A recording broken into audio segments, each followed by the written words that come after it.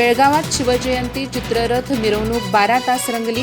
शिवाजी महाराज व संभाजी महाराजांच्या इतिहासाचे जिवंत देखावे, कडेकोट बंदोबस्तात शांततेत मिरवणूक संपन्न।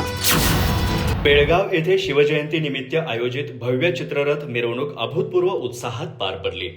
मंगळवारी सायंकाळी सुरू झालेली ही मिरवणूक तब्बल 12 तास रंगत राहून बुधवारी सकाळी शांततेत संपन्न झाली। नरगुंदकर भावे चौक येथे मध्यवर्ती सार्वजनिक श्री शिवजयंती उत्सव मंडळाच्या पालखी पूजनाने मिरवणुकीची सुरुवात झाली।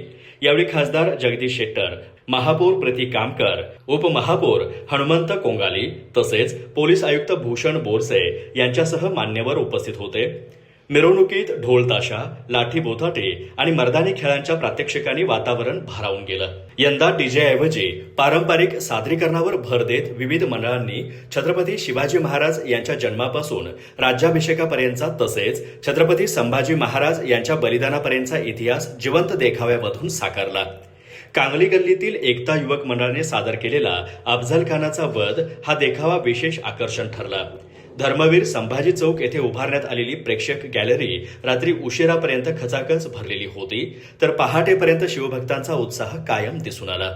अखेर बुधवारी सकाळी 7:30 वाजता आनंदवाडी मंडळाच्या देखाव्याने मिरवणुकीची सांगता झाली।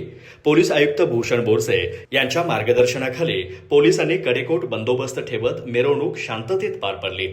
स्वयंसेवी संस्थांनी शिवभक्तांसाठी अल्पोपहाराची व्यवस्था करून सामाजिक बांधिलकी जपली। अधिक माहिती आणि ताज्या घडामोडींसाठी आजच आमचे चॅनल सबस्क्राईब करा।